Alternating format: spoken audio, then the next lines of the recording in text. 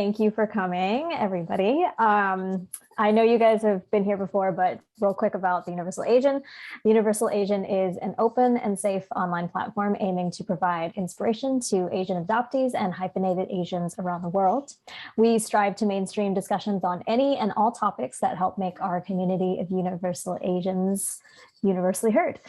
And it's our goal to bring people together. So please feel free to reach out to us if you want to be interviewed or if you want to share something of your own or collaborate on a future event like this. I will be here on the back end. If you have any questions or concerns, just send me a direct message in the chat or you can put it in the general chat. Up to you. But now I'll hand it over to Song Kim. Okay, well, thank you, Ella, and thank you again to the Universal Asian for having me. It's so nice for all of you to be here. As you may already know, my name is Song Kim, and I am a self-love guide and love embodiment coach. And I was invited here today by the amazing Universal Asian to talk about something very near and dear to my heart, which is inner child work. So today's mental health topic that I wanted to talk about with you all was the importance of inner child work, which is exploring and healing the small part of you that never really grew up, is how I like to put it. Have any of you guys heard of inner child work at all? Not really until, I don't know, I've seen it a couple times in the last few months, but not very familiar. Right. Okay. Yeah. So inner child work is, I feel like it's kind of a buzzword, within the mental health community or wellness community, although it has the concept of the inner child or inner child work has been around for quite some time. I think it's become very popular these days. As for myself, I have been practicing inner child work on myself for the past decade. And it is something that I use very greatly in my own work to help my clients repair their relationships with themselves and with others. My focus is to help individuals have, healthier self-perception as well as, deeper self-confidence and self-love so that they can go out into the world and have healthier and happier relationships with others. I want to start out with this really cool quote that I found by Fred Rogers, who is Mr. Rogers. I don't know, I'm pretty old, so I actually saw it on TV. I don't know about you guys, but I'm like really telling of my age today. And you guys are going to pick up so many clues today about my actual age. So maybe I'll quiz you, I'll ask you how old I am by the end of this. But I love this. He says, "The child is in me still, and sometimes not so still." So before we begin, I think it's going to be pretty important to share my own story and why inner child work is so relevant to my own journey. And again, hello and welcome. I am Song Kim, a self-love guide and love embodiment coach. And here's a really adorable picture of me when I was like 5 or 6 or so. I'm a 1.5 generation Korean American who first immigrated from Seoul, South Korea to Dallas, Texas. And this is where my story begins. Before I proceed into further into my story, though, I want to set out a few trigger warnings before we begin. These are the trigger warnings, just so you're aware, and I'll give you a moment to take a look at it. So if you're ever uncomfortable, feel free to just raise your hand or just, speak into the mic and let me know, and we can skip over to the next topic. Okay.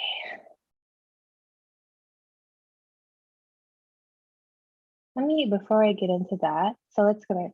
So like I said, I was very young when I immigrated to the United States. And being that my parents had never lived in the United States, there was a lot of cultural adaptation within our household. My parents were pretty typical of many immigrant, Korean immigrants. They were hardworking and they worked really hard to bring food to the table as well as to, provide us with a decent life. And so, to be honest, my parents at the time, when I think about it, they were really young. They were in their late 20s. And when I think back on what they had to go through, going to a completely new country at the wee age of like 27, 28, because they had me quite early, I think that must have been really hard for them. They had very little money, they had really few ties, and they were also didn't know anything about the language. And so, unfortunately, I grew up in a household where there was a lot of stress and a bit of conflict. So growing up, there was really very few days for me where I did not witness my parents in conflict. There was a lot of conflict within the home, and because my parents had a difficult time adjusting to their new lifestyle, there was coping through alcoholism or through projecting their negative emotions out onto each other. So growing up, I would say that I witnessed a pretty disruptive household, and I did not feel that I had a place within the household to speak my needs, and it scared me, and it was really hard, but I didn't feel like I had a place because their problems were so big that my problems always seemed really small. So I just want to say that, there was, that caused a lot of difficulty for me as well. But there were also other things that, brought me some childhood wounding, which were growing up in a very religious household as well. And just, I think, just being a girl, being an Asian girl growing up in Texas was very hard for me. I struggled a lot with a split identity, and also learning the language coming here as well made it very difficult for me to adjust to my new culture. So I grew up in a very hush hush home. So, at school, I lived a very American lifestyle, going to American schools, American public schools. But at home, because my parents were, here for the first time in the United States, we carried over a lot of our Korean traditions. And whenever there were problems within the house, I was not allowed to speak my needs or my concerns with my father because it was a very also, as Korean culture is, and many, cultures today, was a very patriarchal and hierarchical family unit. And because growing up in this kind of household, when something very traumatic happened to me as a young child, I was not able to speak my concerns, my fears, and my pain to my parents when I was sexually abused by a family member at the age of 4 years old. And so I carried this pain with me for a really long time. I never spoke about it. I kept it to myself. Because of the conflict within the home, I did not feel like I had a place to speak about it. And I just hope that this pain that I was feeling, this betrayal, and this, in a way, I felt abandoned by my parents because they're always away working, and I did not feel like I could have someone to talk to. But I carried this pain with me even into adulthood. And because it was unaddressed and it was a traumatic experience, later in adulthood, it showed up in really negative ways for me. By the time I was 12 years old, I developed an eating disorder that I carried with me into adulthood, way into my 30s, even after my children. By the time I entered into college after 2 years, due to my mental health and self-harm and suicide ideation, I did not have the ability to complete my classes in college, and I was a college dropout by my sophomore year. Feeling lost and confused and being in a really dark place with myself and not feeling like I had anyone to talk to about all this pain that I was carrying with me, that I was suppressing within me, because that is what I was taught to do. I resorted to drug use and unstable relationships and self-harm in my 20s. So by the time I was 21 years old, I was living a pretty aimless existence by myself, highly addicted to drug use and deep in my depression. But then something really magical and amazing happened to me when I was in my deepest, darkest place. I had an unplanned pregnancy by the time I was 24 years old, by someone who, in the beginning, was just someone I was not having to have a future with. Um, but I did, end up having a child with this person. And as you see here in this picture, this was my first child. His name is Gabriel. And I named him Gabriel after an angel because he is truly my angel. I'm gonna cry, I'm sorry. He changed my life for the better when I was in my deepest, darkest place. Now, because of my conditioning, growing up in a Korean household, although I was Korean American, but because I grew up with traditional Korean parents, I was told that if you had a child with someone, that you needed to stick with them no matter what, that I needed to sacrifice my needs and sacrifice myself for the sake of the family. So although the children of my father turned out to be a highly narcissistic and abusive person over the years, I decided to stay. And then a couple of years later, my second son, Uriel, was born because I was in this relationship. And that, unfortunately, having a child, my second child was born out of an unconsented sexual encounter. These things all led to me feeling so conflicted about myself. I knew that I needed to be a good caregiver, but to be honest with you and to confess to all of you, I was not a good parent at all when I first had my children. I was still young, I was still lost, I was still struggling greatly with my mental health. I often did not know how to respond to the needs of my children. I felt completely alone and completely isolated from my family, from a community which I did not have at the time, stuck in this abusive relationship. So I felt so torn and I felt so horrible because although I wanted my very best to be a great mother and a great caregiver, I just could not. I could not do it. But something magical happened is that one day I don't know how to explain it. Maybe it was just like this cosmic push, I would say, or maybe it was the angels pushing me. I'm not sure. I had the courage to walk away from this abusive relationship. I just walked out the door. I took my 2 kids, I packed my things, and I ran away. And I never turned back. But what happened afterwards was really amazing.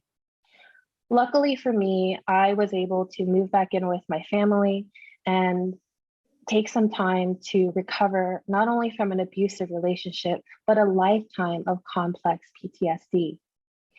And in the midst of my depression and still coping with postpartum and just feeling lost with my life, I decided to get help.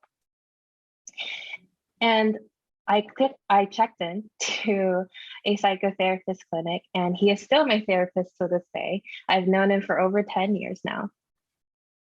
And he is the person who introduced me to the concept of healing my inner child. I knew I needed to heal my inner child because I had to deal with my own children. Not deal, that sounds horrible. I mean, I knew that I needed to be a good parent to my children. For me, although it was a very difficult decision, my decision was to stick by my children and to be the best parent that I could be, even if I didn't know how. So I set out on a journey of healing. I decided to change my life. And what I did was I sought help. So for 10 years, I have been seeking therapy as well as practicing meditation and inner child work. And today I want to share with you all about what inner child work is and how you can do inner child work so that you can transform your life for the better. Now, a lot of these things that I'm sharing with you are quite like traumatic things. And I know that not everybody experiences as traumatic experiences like I do. But I share these with you not to say that you need to get inner child work because if your life is as traumatic as mine, but rather because I want to share this with you because If it can change my life, it can definitely change yours, even if it's something small. Maybe you are seeing toxic or unhealthy patterns in your work life or with yourself in your relationships that keep on repeating. Maybe you find yourself feeling anxious, but you don't know why. And it's an anxiety that keeps on coming up for you when a certain events happen, right?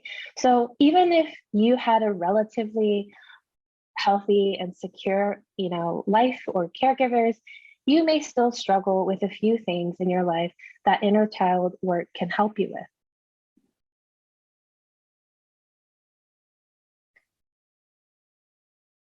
Thanks to inner child work, connecting with my inner child has taken me to places I've always dreamt of and guided my steps to the point of becoming my best self. Within a few years of doing inner child work and being deep in therapy, I graduated from the very university I dropped out of within 2 years. I traveled all around the world and I continued to, get therapy, meditate, and work on my recovery. I then pursued my dream job, which is what I'm doing now, and started my first business.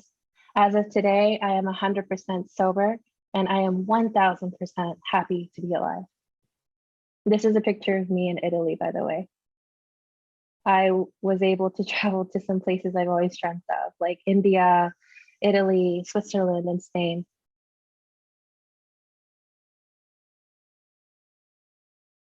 So what is inner child work?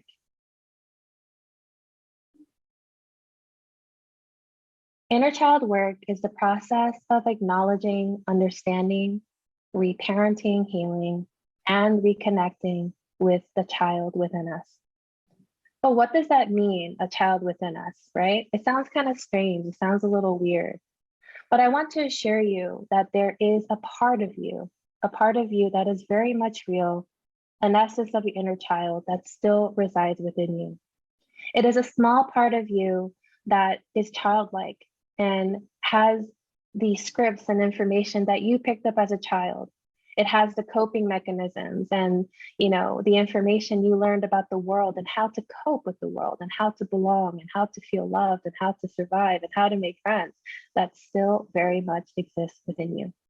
For example, perhaps that you're a pretty logical and rational person and you're pretty good at your job, right? But something happens at work where you feel extremely jealous of a coworker, and it happens quite often. Maybe you have some imposter syndrome. These kinds of things might point that something developed with you about performance when you were a child. And it can happen even if you didn't grow up in a traumatic household. Being in the school system that is catered towards being competitive with grades, being in a society that tells you that you need to be the most beautiful, being a part of a certain kind of ethnic group or culture group that has certain norms and expectations can all lead you to deny parts of yourself so that you could belong, because nothing is worse than feeling like you don't belong.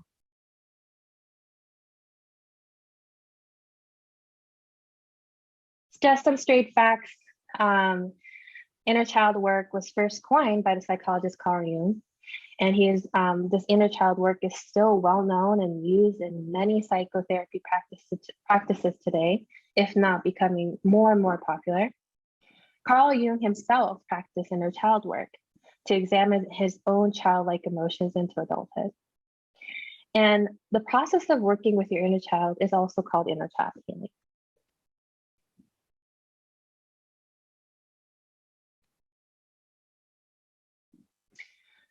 So, what are some things that may have wounded your inner child? Wounded your inner child, and that wrote this kind of programming within your subconscious that continues to kind of slip and come out till this day.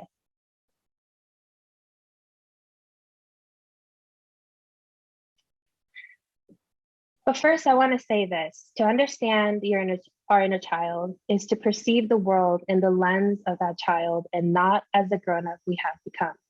So the point I'm trying to make here is that, let's say, for example, that as an adult, right, you may find that being upset someone accidentally ate your bag of Zapp's potato chips, voodoo flavor, which is the best, right?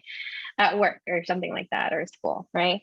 And you just want to cry about it. You just really just want to have a meltdown and cry about it, right? You may tell yourself what's wrong with you. You're a grown-ass adult, you should just get over it or something like that. That is the adult you talking. That is your rational, grown-up self trying to make sense of the situation. But that feeling of sorrow and pain, that really doesn't make sense, right? Over someone else eating your favorite bag of potato chips, right? Can be a reflection of what your inner child might have felt when something similar happened to him or her when they were little. For example, when I was a very little girl, I remember going to this trip with my parents to Japan. And on this trip to Japan, because Japan's, highly, the transportation is highly made up of trains. We're on a train station, and I don't remember very clearly, but I had been just gifted these like bright red pairs of sneakers from my aunt, and they were so cute. They were so cute. They looked like little Converses, and they were bright cherry red. And I remember them making me feel so happy to wear them. I was so happy, I guess, that I was dancing and skipping along, and I kicked my shoe off and it fell into the train tracks. I will never forget that day. I cried and cried and cried and asked my parents to get it for me, although it was impossible and completely unsafe. And I remember being told, you should just stop crying about it. It's not that big of a deal. Now, for me, at the time, that was a big deal. So as I want you to remember this, because if and when you do delve into doing inner child work, it is very important to view your pain at the lens of you as a child and not as a grown-up.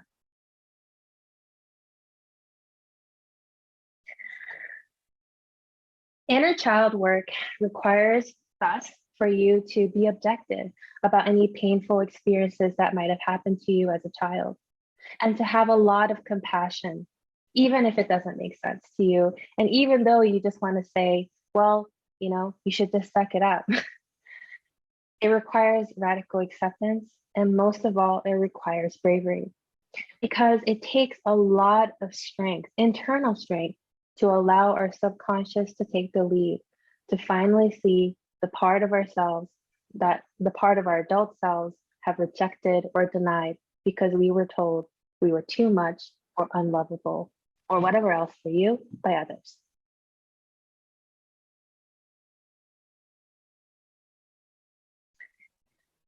So going back to why inner child work is important, I want to share with you something called the cycle of beliefs. We all know that we have a conscious mind and a subconscious mind. And within our subconscious, we hold these things called core beliefs and core values that were given to, that we have picked up, which are basically messages and opinions we formed about everything in the world, and how to react to them or what to do about them. These are our core beliefs. We obtain these core beliefs from a really young age, namely in our developmental years, which just kind of are programmed there and active in our subconscious, kind of like computer programming, for example.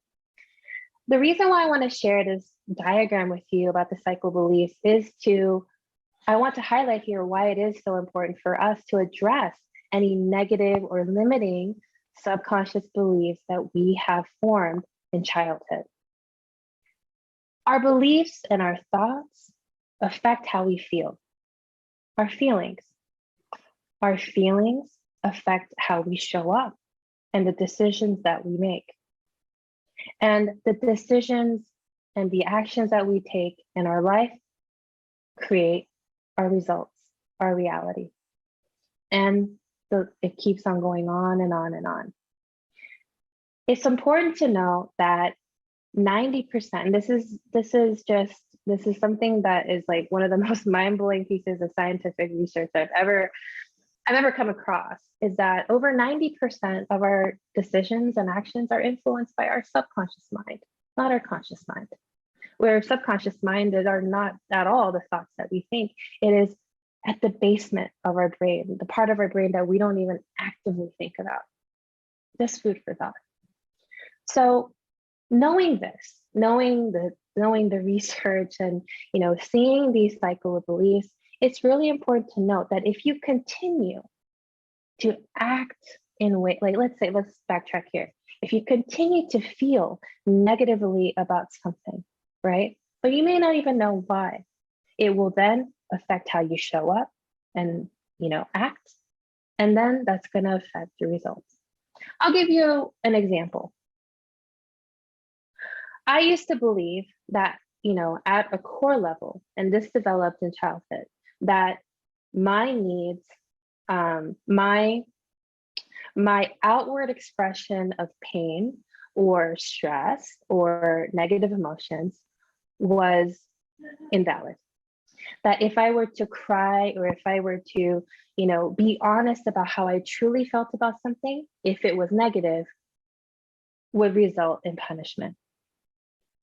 And this would lead me to feel then that I would be rejected. I would be rejected. I am unseen. I am unheard.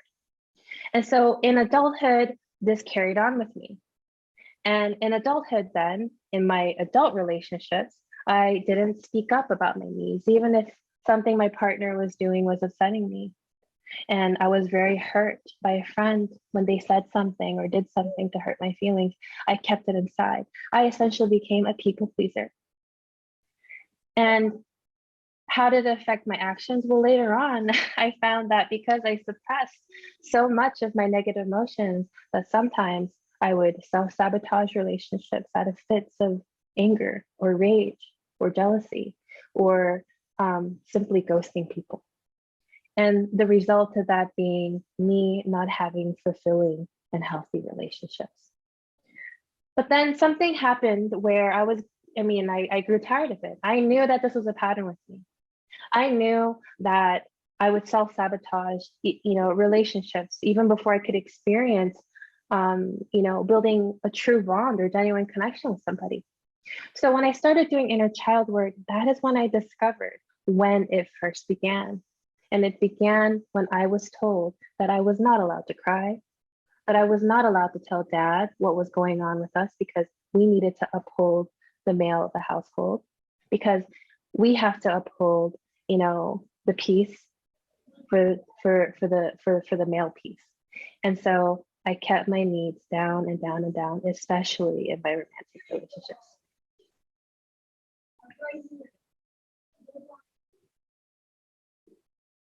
So if you're somebody who is experiencing certain patterns in your life that are undesirable, let's say that, and best what they are, whether it's having unstable or unhealthy relationships, whether it's, insecurity or, consistent feelings of feeling insecure or lacking confidence, in your abilities, whatever it may be for you. If you have noticed a pattern in your life, or let's say that your emotional being and your mental, your mental state is telling you that you're not feeling good. Maybe you're experiencing depression, anxiety, panic attacks. If you're anything like me, you experience self-harm or things that were not, that were toxic to my well-being. So if there's anything that you're struggling with, it might be a good time to think about doing inner child work, which is, again, to connect with your inner child, to radically accept them, to be with them, to get to know them, and to reparent them. So let's delve into how we can do that. The first step is to begin practicing self-awareness. Pay attention to your behavioral patterns and triggers for the clues. As we've mentioned before, when I was talking about the cycle of beliefs, our reality will always reflect our inner world or our subconscious beliefs and feelings.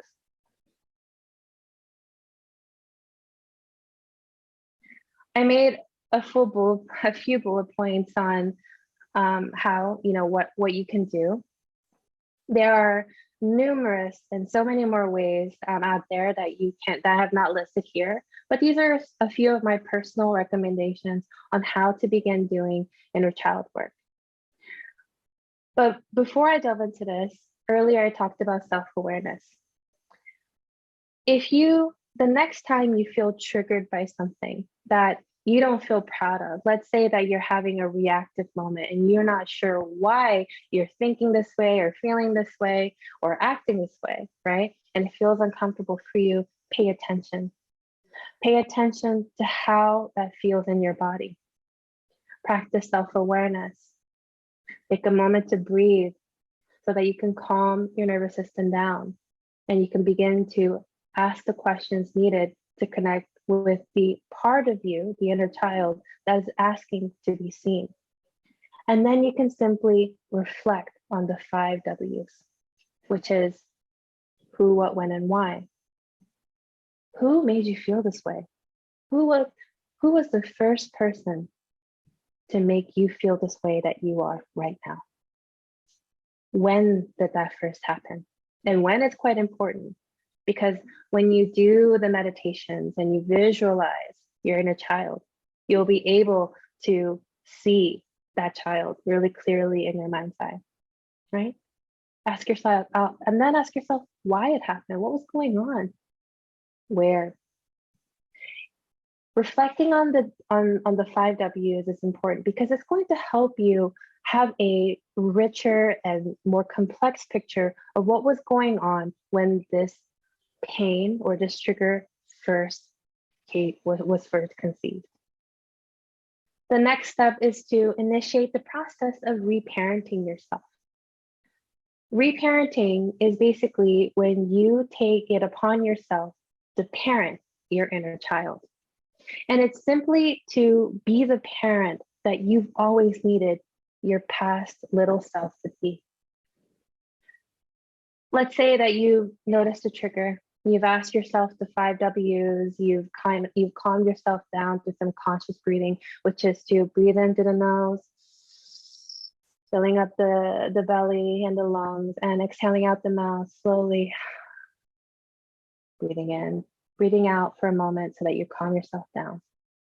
Let's say you've done all those things and you have a clearer picture of what was going on. It is then your opportunity to reparent yourself, which is to sit with that child in front of you without judgment and to give him or her what they needed when that trigger first started. Maybe if they feel comfortable, you can imagine yourself getting on eye level with them and asking them, and first acknowledging them. That must have been really painful for you. And then showing them love and affection in a way to soothe them. So this is a practice that you can do, on a deeper level or on a more conscious level. For example, let's say that you're just having a bad hair day or you're feeling bloated and you're looking at yourself in the mirror and you're just like, the first thought that comes to your head, the first thought is like, oh, you're so fat and you're so ugly or something like that. And you hear the negative voices in your head, whatever it is. When you practice the self-awareness and you catch it, you can then very quickly say, you don't have to invalidate it. No, you're not. That's not true. It's just to simply validate what they're feeling. I'm sorry that you feel that way. I hear you, but I want to assure you that I don't feel that way about you. I think that you're beautiful. How would you parent the little you? You can just have a little tiny conversation that lasts 15 to 30 seconds each day, with yourself whenever you're feeling bad. Reparenting can be as simple as that. Another great thing to do is to journal on it. Journaling about it is very powerful because what it does is it creates this log that you can go back to and to understand. It's like taking field notes, if you will, about your inner child, and you're learning about them. It's like your own little project of getting to know your subject better. Like I said, conscious breathing. And then now we're going to go on to even deeper level. Let's say that you're ready, you're really ready to look at what happened with you in the past. I want to tell you something that you might think I'm crazy for, but I believe in magic. And what I mean by that is that, have you ever watched those, have you ever seen like Back to the Future? Is that old? Is that too old for you guys? Oh God. Okay. Or anyway, like let's say like, or Peter Pan, for example, like we're going to like Never Never Land, right? And it's like magical and we can't imagine it happening in like, you know, waking life, right? But I want to assure you that through meditation and visualization, we can go back to our childhood. And we can take our child to places they've never seen if it means that it would make them feel better. So I cannot recommend doing, you know, accessing your subconscious mind, which is where your inner child resides, is within the realm of the subconscious, right? And in order for us to get to a subconscious level of being, we can use tools such as hypnotherapy. You can do it with a specialist, or you can, you know, find a guided meditation on YouTube. I found you can practice meditation and then visualize meeting with your inner child. There's also something called theta healing. Theta stands for a brain wavelength, which is where it's like kind of like the doorway to being at a subconscious level of being. Definitely something to look into. Another thing that I recommend is that because we need to give our inner child a lot of compassion, I definitely recommend framing a picture of you as a child or carrying it with you. A picture of you, maybe if you're anything like me, you have an altar or you have a spiritual practice. I definitely put a beautifully framed picture of Mia as a little girl, the one that I showed you at the beginning, you know, just so I can say hello to her every day. And although that act may seem kind of silly or too woo-woo, right? Like I said, your inner child is very much a real part of you. It is still a little part of you that has real needs, real feelings, and just simply looking at that, you know, looking at your little inner child and having a small little conversation or saying hello can activate feelings of joy and wanting and belonging with your inner child. Another thing I recommend is to write a letter, which I wanted to, you know, do a little practice with you guys if you're willing. And last but not least is to visit them often through these modalities. So let's see, what time is it? Okay, so we have a little time. I want to do a quick little exercise with you if you are willing. This is a practice that I do with my own clients and something that I have been doing with myself for years. This is a picture of my son, Uriel, when he was just a little baby boy. He's now older and stinky, but I want to take a moment to teach you and guide you how to do a little bit of meditation and visualization to meet with your inner child. So, and then we're going to see what kind of message they have for us today. And so if you don't mind, I would like for you to take a moment to join me. And at the end, I would like for you to share with us what your inner child, what message they have for you. But before we begin, I just want you to know one thing, that this is a safe space, that, you know, you don't have to share what is uncomfortable. And if it's uncomfortable, you don't have to proceed, because inner child work can be difficult for some of us. But hopefully I can guide you how to initiate the process of doing inner child work. So if it feels comfortable for you, you can turn off your camera. And I welcome you to just sit relaxed, sitting up, or you can lay down if it feels comfortable for you. Just make sure that your back isn't curved nor too stiff. And what you can do is just take a moment to breathe. We're going to take 3 deep breaths in and out. Into the nose, filling up your lungs and your belly, and exhale. Out to the mouth. Take another deep breath into the nose. And exhale out through the mouth.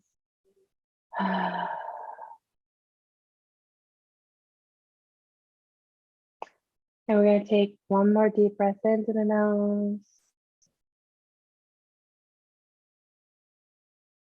And exhale. And just relax and feel free to breathe normally. And if you can, just take a moment to do a quick body scan, which is to begin at the bottoms of your feet all the way to the top of your head, and just pay attention to any places in your body that have tension and give them permission to relax. For me, it's often my shoulders that feel scrunched up and feel tight, and I let them fall. For some of you, it may be your jaw being clenched. Allow those areas to relax. Maybe you feel a frown in between your eyebrows. Allow them to relax. Just breathe normally. And now what you could do is you can imagine a place that feels safe and sacred to you, wherever that may be. A place where your inner child or your little self will feel safe to enter, maybe even excited to enter into. It can be a place that feels familiar. It can be a place in your imagination.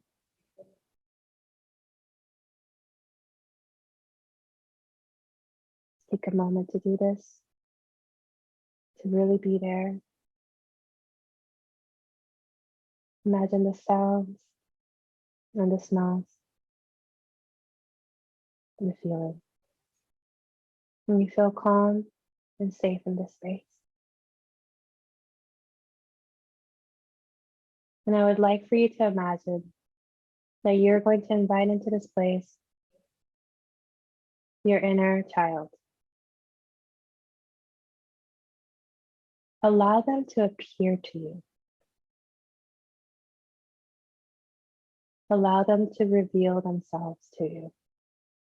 And you may find that they can be quite small or much older. Allow them to appear.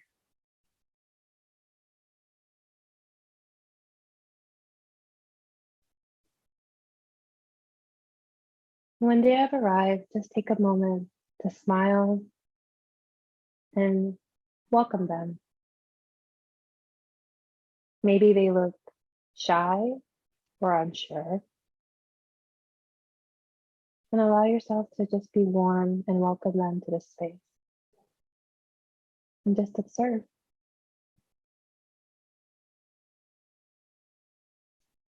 Now, I would like for you to imagine now that you get to their level, eye level. Maybe you need to kneel down. And you just look them in the eye. And you ask them just one question. What is it that you would like for me to know at this time?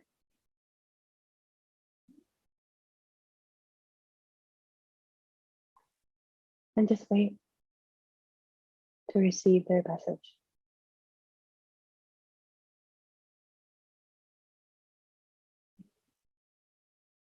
Take your time with this. And whenever you're ready, you can feel free to join me back again. Open your eyes. Take your time. Welcome back, Sarah. So, what did you, Sarah, if you don't mind sharing with us, what were you able to discover, if you don't mind sharing, discover or observe, or what was the message? I couldn't really come up with a message just because I was having trouble getting past the first part of like where I was, like what was the safe space where I was like really comfortable, and I was like kind of debating it the whole time. I'm like, well, my childhood bedroom was kind of, but then I didn't feel completely, I don't know, at ease there. And then maybe even church was like sometimes like really,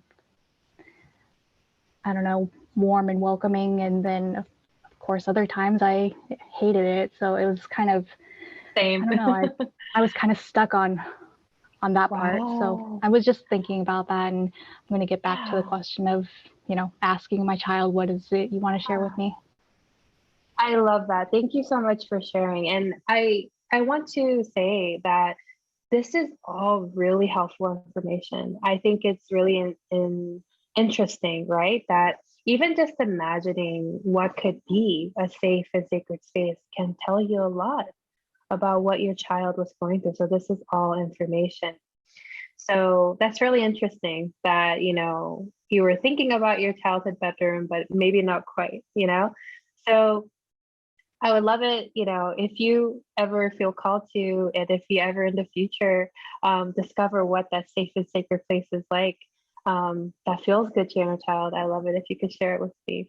Usually for me, it's just, I don't know if you guys watch Studio Ghibli films, but it's like in a place like in a Totoro forest or something like that, with like just trees and flowers and, you know, just a magical little forest is where I usually had a lot of comfort derived from watching, you know, Studio Ghibli films.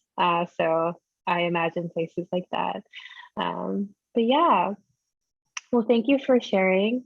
And did anyone else want to share at all before we move on? I would love it if you did. Yeah, so mine was, I think my inner child was throwing a tantrum in the way of like, oh, I don't want to be hurt anymore, because that was what I heard from them. Wow. Okay. So she said, I don't want to be hurt anymore. Well, she didn't say that directly. She sort of just like pointed at situations where I was hurt and was just like, no, I don't want this. I don't want this. I don't want this. Just like rejection of like hurtful things happening. Okay. So she's just okay, so rejecting anything that's going to hurt her is what you perceived and felt from her. Yeah. Wow, it's really powerful. And you know, I love it, you know, the next time that we connect, you know, maybe we can explore that further and we can see what we can do to help her feel better. Okay. Unless you already know. I don't know. Yeah. Thank you so much for sharing, Linda and Sarah.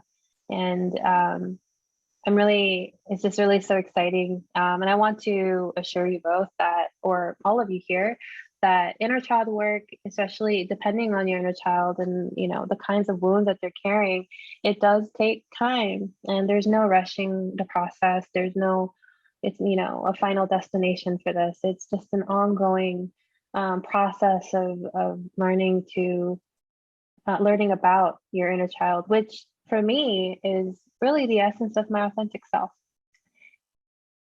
All right. So this is just something that I wanted to share with you that I was, you know, meditating on, reflecting on as I was creating this presentation. I wanted you to know that to liberate your inner child is to liberate yourself and to begin experiencing the world with more hope, wonder, creativity, honesty, belonging, and joy. All of us were born into this world at one point innocent and full of wonder. And we deserve all the compassion for any pain, emotional pain, or mental hardships that we experience. All of us at one point were children born with a sense of curiosity, lots of affection, lots of innocence. And as we get to know more about our inner children and give them what they need and also show up for them and to be the parent that perhaps they could not have, we'll be able to experience, you know, more happiness and fulfillment because this act itself is a great act of self-trust. It's an act of showing myself that I can act in my best interest, which is what I believe to be self-trust. And that is all. Thank you so much for coming here today. If you have any questions, please feel free to share. I know I was talking most of the time, and please connect with me on all these platforms, and feel free to email me if you would like. Thank you so much, Song. That was really awesome. If there are any questions, now is the time. We have, we technically don't have time, but we can make time if you have any questions. Yeah. But feel free to go ahead. How long have you had the podcast? Oh gosh. How long have I had the podcast? Not long. Okay, I'm a little embarrassed because I think like I had it since February, like last month. It's not been that long, or January. I forget. Time has been a blur for me this past short past year. But I have a few episodes up. Do not mind the sound quality. I don't have a legit podcast mic yet. I've been recording out of my phone. But I have a few great episodes up if you want to check it out. I really put my heart and soul to them. And I was supposed to post weekly, but I've been actually taking a hiatus because I have been having to focus on my bodily health. I am currently recovering from a chronic illness, so needing a lot of rest. So I will be back soon. Not sure when, but soon. But follow me. I would love it. I would love to connect with you, Sarah, and Ella and Linda and everybody else. Okay. If no one has anything else, we will end it here. But thank you so much for you guys coming out tonight. It was really great. And thank you so much, Song, again, for your time. It was a brilliant presentation. Thank you, Ella, Linda, and Sarah. I hope you all have a wonderful night. Yeah, Bye. thank you so much. Good night, Bye. everyone. Bye. Good night.